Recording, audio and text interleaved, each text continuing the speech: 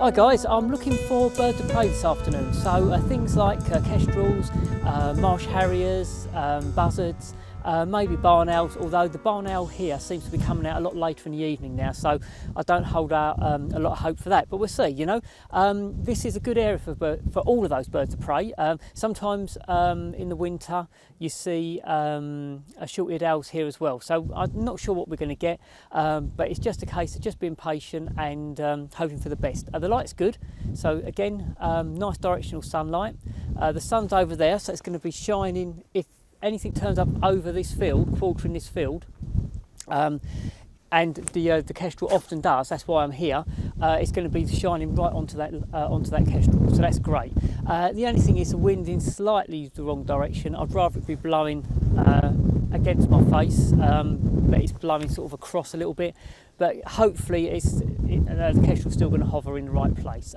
Yeah, and apart from that, you know, maybe, as I say, we'll see buzzards, perhaps we'll see marsh harriers, and the owls. I will stay out until late, but I've not seen short-eared owls here for a while now, actually for probably two months at least, and the barn owl seems to be coming out a little bit too late in the day to photograph, but we'll see, you know, fingers crossed. So yeah, I'll speak to you soon, guys.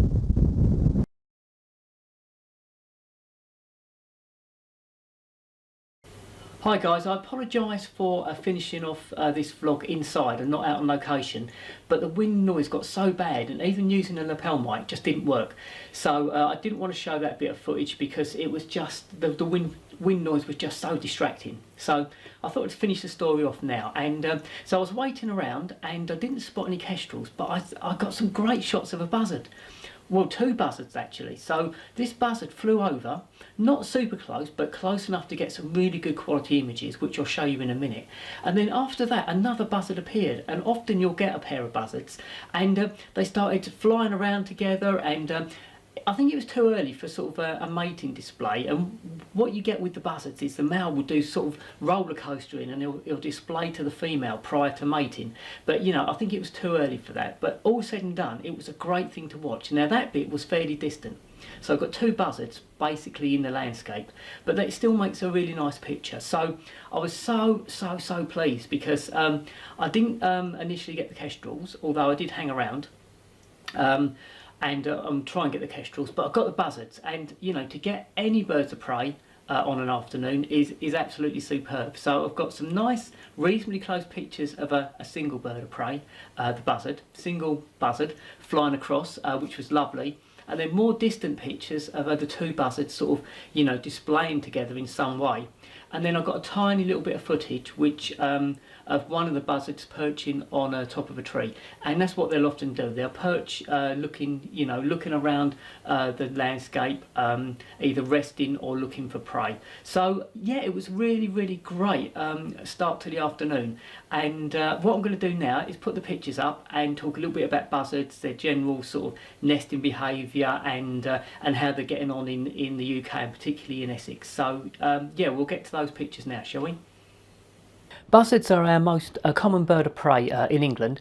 They were at one time confined to the north and west of the country, but over the last few years they've made a remarkable comeback and have spread out east and south. And they're present in every county in Essex now. And as I say, they're our most common bird of prey, and they've pushed the kestrel into second place. You normally see them sort of soaring high in the sky, and they've got sort of a lazy wing beat, and they'll ride the thermals looking for carrion. And when it comes, even though they're a large bird of prey, they don't actually take that many animals. They're not major predators. They'll often, as I say, look for carrion. They'll eat earthworms. They will take live prey, so they'll hunt for things like voles, rabbits, and medium-sized birds, up to the size of sort of a wood pigeon, really. And you know, as I say, they're spread out right over the UK now, and the sort of areas they like to hunt in are farmers' fields, open fields, but ideally with a hedgerows around the fields or small woodland areas, and that's where they're most sort of happy, I think, actually. When it comes to spotting a buzzard, they're fairly easy to identify, but their plumage does vary in colour quite a bit. So they can be really dark or very, very light actually. And yeah, from buzzard to buzzard, the actual colour of the plumage is very variable.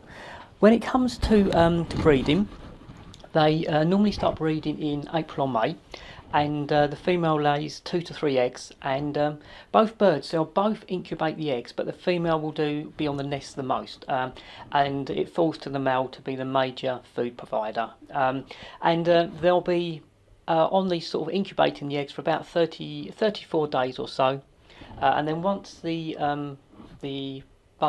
chicks have hatched, they'll be on the nest for around about 40 days, 50 days, and then they'll start to fledge, but they'll still be reliant on the parents for another 40 or so days after that. So you know, it's quite a long drawn out process for the parents to bring these buzzards into the world, and they're a bit like barn owls actually. They'll lay two, as I say, the female lays 2 to 3 eggs, but they won't hatch out all at the same time. So the first egg will hatch out, then the second, then the third.